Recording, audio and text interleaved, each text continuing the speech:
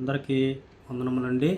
ప్రియమైన దేవుని వారలారా, దేవుడిచ్చిన ఈ అవకాశాన్ని బట్టి కొద్ది నిమిషాలు మనం దేవుని వాక్యాన్ని ధ్యానం చేద్దాం, లేఖనాలు పరిశోధన చేద్దాం, చిన్ని ప్రార్థన చేసుకుందాం.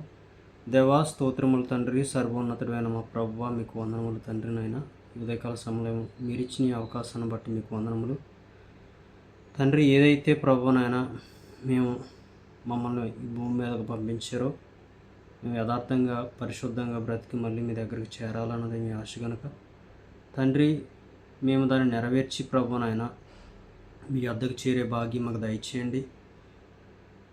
మీ యొక్క ప్రభువనైనా ఆలోచనలోను తలంపుల్లోనూ మీ చిత్తంలోనూ నడిచే భాగ్యం మాకు అందరికీ దయచేయమని, ఇప్పుడు ప్రభువా మీరే మాతో మాట్లాడమని సహాయం చేయమని యేసుక్రీస్తు వారి శ్రేష్టమైన నామములు పెట్టి ప్రార్థన అడిగి వేడుకుంటున్నాం తండ్రి, ఆమేన్.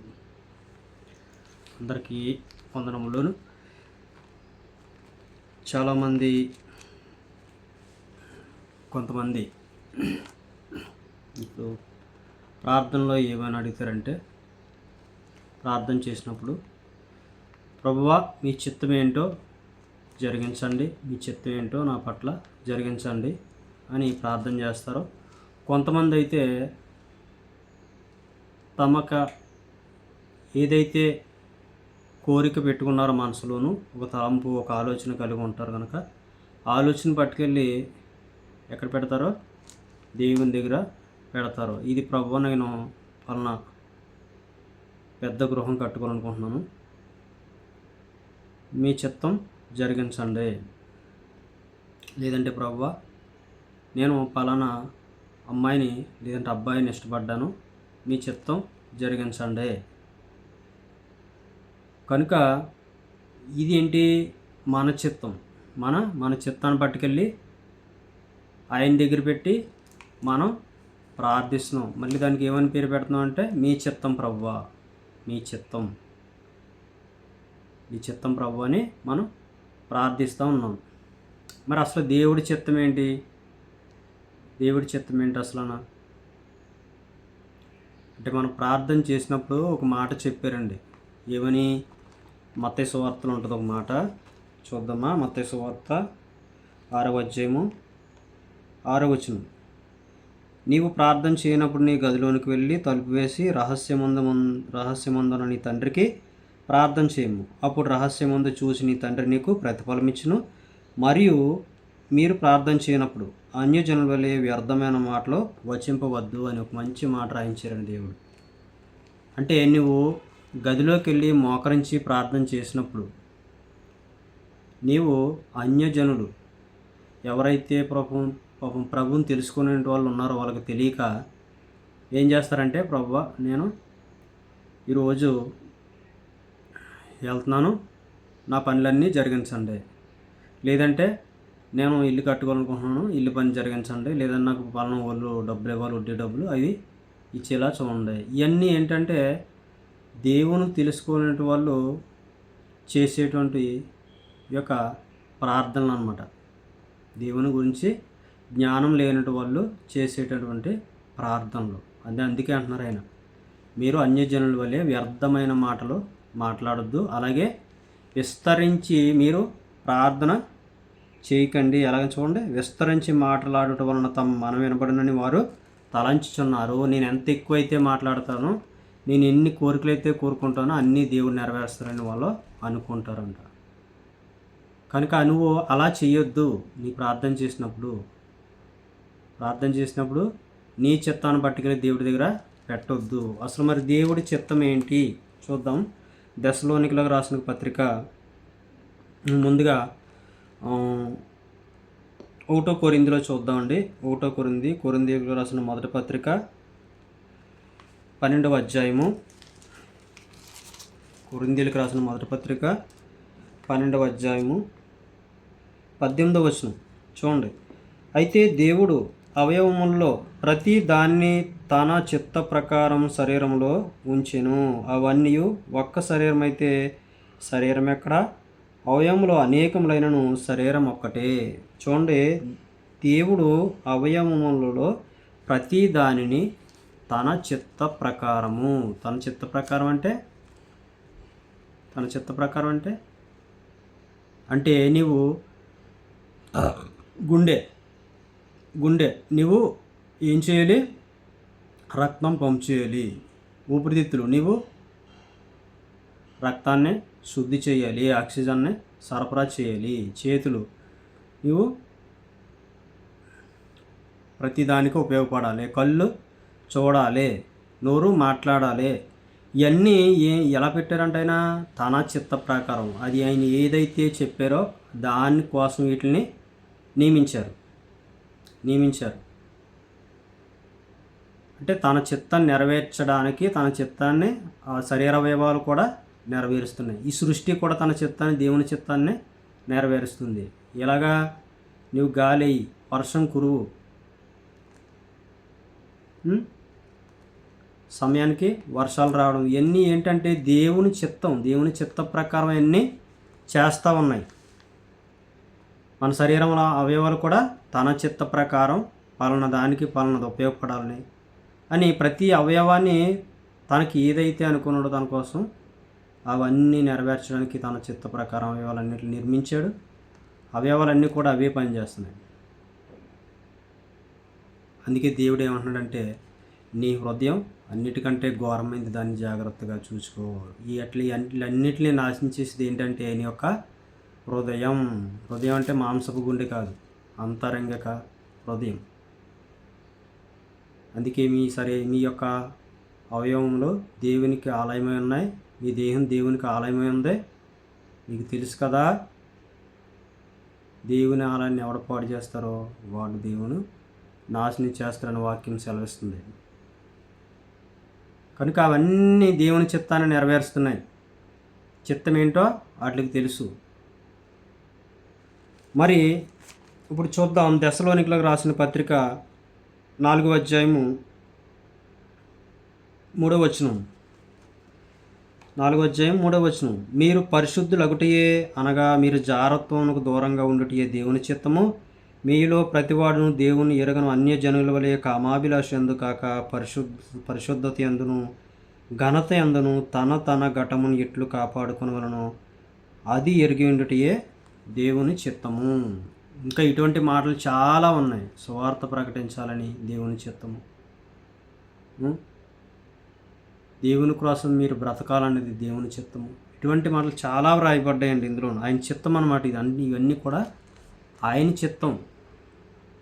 ఆయన చిత్త ప్రకారం మీరు ఎలా బ్రతకండి, ఇది నాకు ఇష్టము, ఇది నా చిత్తము అంటున్నారు. మనం ఏం చేస్తాం? మన చిత్తాన్ని పట్టుకెళ్ళి దేవుని దగ్గర పెడతాం. నాకు ఇది కావాలి, అది కావాలి, కోరికలు అనమాట. ఈ కోరికలు పెట్టి మళ్ళీ ఏం చేస్తామంటే మీ చిత్తం జరిగించేయండి అని అంటుంటాం. అందుకే అంటున్నాడు చూడండి, మన శరీరాన్ని ఎలా కాపాడుకోవాలో చెప్తున్నారు. మీరు పరిశుద్ధులుగా ఉండడానికే నా చిత్తం. పరిశుద్ధులుగా ఉండాలన్నదే నా చిత్తం. అది నేను అనుకున్నాను. అపరిశుద్ధులుగా ఉండడానికి కాదు. చాలామంది బయట వాళ్ళే కాదు, అన్యులే కాదు, క్రైస్తవులు కూడా చాలామంది ఏంటంటే ఈ దినాల్లో పాపానికి లోనైపోయి శరీరాశలకి శరీర కూలికి లొంగిపోయి, ప్రభువా వాళ్ళ అమ్మాయి అంటే నాకు ఇష్టం, లేదంటే వాళ్ళ అబ్బాయి అంటే నాకు ఇష్టం, ఇటువంటి ప్రార్థన చేసేవారు కూడా ఉన్నారు. కనుక జరిగించు. అది ఏంటంటే ఏమంటున్నాడో, జారత్వమునకు దూరంగా పారిపోండి యవ్వనులకు సెలవిస్తున్నాడు దేవుడు. అది నా చిత్తం. మీరు జారత్వానికి దూరంగా ఉండడం నా చిత్తం. అది నాకు ఇష్టమైన పని. కానీ మీరేం కోరుతున్నారు? ప్రభువా నేను జారత్వం చేస్తున్నాను, పలానా అమ్మాయి నాకు ఇష్టం, పలానా అబ్బాయి నాకు ఇష్టం, జరిగించండి. అది నీ చిత్తం. కనుక ఆలోచించండి.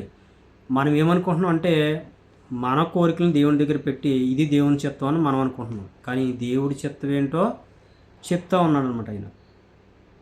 అందుకే యోసేపు గారు పాపానికి దూరంగా పారిపోయారు, ఎవరో ఒక స్త్రీ బలవంతం చేస్తుంటే. అందుకే దేవుడు ఆయన్ని అంతగా హెచ్చించారు.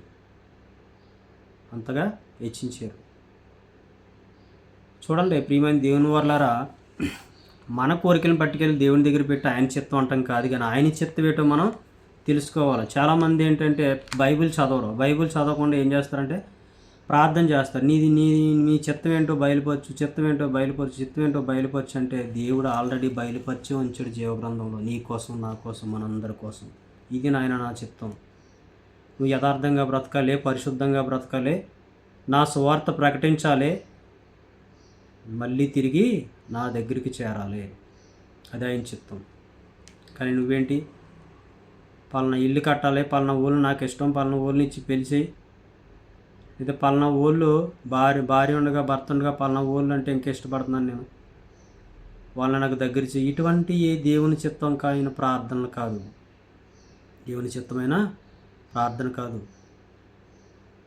ఆలోచించండి ప్రియమైన దేవుని వాళ్ళరా. అదే అంటున్నారు, మీలో ప్రతివాడు దేవుని ఎరగని, దశలోనికి రాసిన మొదటి పత్రిక 4వ అధ్యాయము 4వ వచనం, మీలో ప్రతివాడు దేవుని ఎరగని అన్యజనుల వలె కామాభిలేషందు కాక పరిశుద్ధత ఎందును ఘనత ఎందును తన ఘటమును ఇట్లు కాపాడుకుని ఎరిగి ఉండటే దేవుని చిత్తం. నీ ఘటాన్ని నువ్వు ముందు ఎలా కాపాడుకోవాలో అది ఎరిగిన ఉండాలన్నదే దేవుని చిత్తం. అది ఎరిగిని ఉండాలంటే ఇదిగో నేను నీకు వ్రాయించి ఇచ్చాను ప్రేమ లేఖ.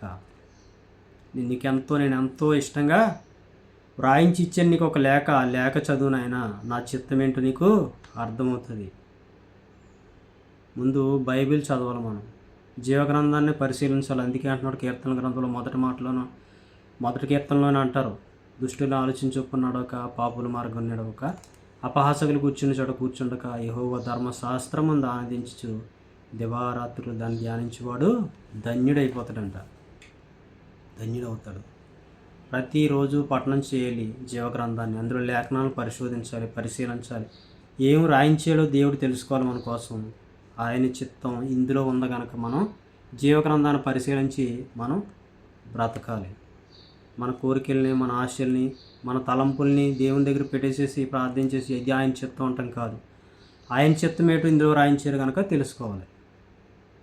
కనుక చూడండి, అంటే నీ ఘటాన్ని నువ్వు ఎలా కాపాడుకోవాలో నువ్వు ఎరిగి ఉండాలి ముందు. అంటే నీ ఘటాలను ఈ లోక మాలిన్యం నుంచి, ఈ లోకం నుంచి, కోరికల నుంచి,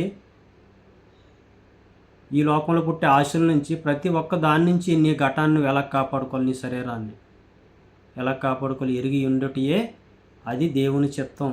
అది ముందు ఎరిగి ఉండాలి. అది ఎరిగి ఉండాలంటే జీవగ్రంథాన్ని పరిశీలన చేయాలి. ఆలోచించండి ప్రియమైన దేవుని వాళ్ళరా, ప్రార్థన చేసినప్పుడు మనం అందరం ఇలా చేస్తుంటాం. ముందు ఇవి మనం ఎరగాలి. ఇంక ఇటువంటి విషయాలు ఇంకా చాలా రాయబడ్డాయి జీవగ్రంథంలో. మనం పరిశీలన చేయక మనం ఆయన చిత్తం ఏంటి, మీ చిత్తం ఏంటి, మీ చిత్తం ఏంటి అని అడుగుతూ ఉంటాం. కనుక పరిశీలించండి. మనం ప్రార్థన చేసినప్పుడు కీర్తనల గ్రంథము 139వ కీర్తన చూద్దామండి. కీర్తనల గ్రంథము 139వ కీర్తన.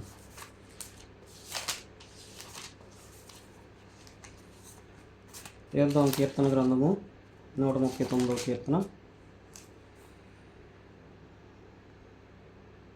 23వ వచనం. దేవా, నన్ను పరిశోధించిన హృదయం తెలుసుకునుము, నన్ను పరీక్షించిన ఆలోచన తెలుసుకునుము, నీకు ఆయాస్కరమైన మార్గము నాయందున్నదేమో చూడుము. ఆయనకు ఆయాస్కరమైన మార్గం మనలో ఏమన్నా ఉందేమో చూసుకుని పరిశీలన చేసి, ప్రభువా నన్ను ఇంకా అవసరమైతే నలగొట్టు, నన్ను సరిగ్గా నిలబెట్టు నీలో అని ప్రార్థన చేయాలి. ఇటు ప్రార్థన దేవుని చిత్త ప్రకారమైన ప్రార్థన. కనుక ప్రతి ఒక్కరూ అలా జీవిద్దాం, బ్రతుకుదాం. దేవుడి కొద్ది మాటలను దీవించునుగాక. ఆమేన్.